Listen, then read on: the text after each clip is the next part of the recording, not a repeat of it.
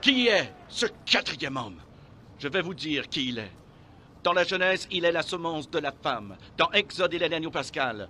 Dans Lévitique, un grand prêtre. Dans Nombre, une colonne de nuée le jour et une colonne de feu la nuit. Dans Deutéronome, il est le prophète comme Moïse.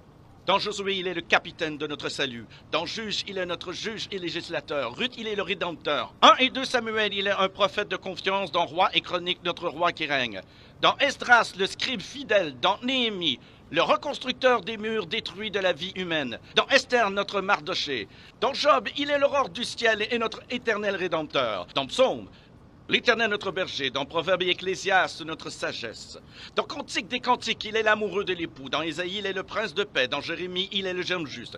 Dans Lamentation, le prophète qui pleure. Dans Ézéchiel, l'homme aux 4 visages. Dans Daniel, le 4e homme de la fournaise ardente.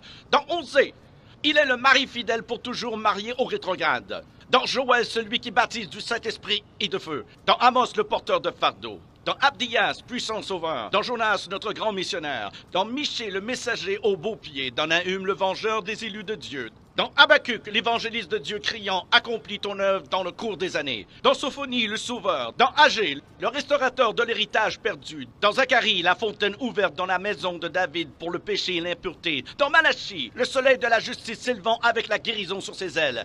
Qui est ce quatrième homme?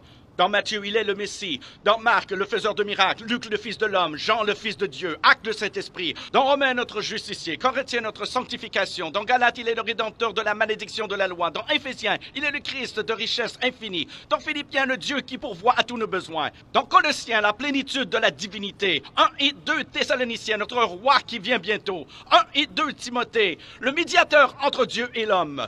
Tite, notre fidèle pasteur. Philémon, notre ami qui est plus proche qu'un frère. Dans Hébreu, le sang de l'alliance éternelle. Dans Jacques, le grand médecin. 1 et 2 Pierre, le grand berger. 1, 2 et 3 Jean, il est amour. Dans Jude, le Seigneur venant avec 10 000 de ses saints. Dans Apocalypse, le roi des rois et le Seigneur des seigneurs.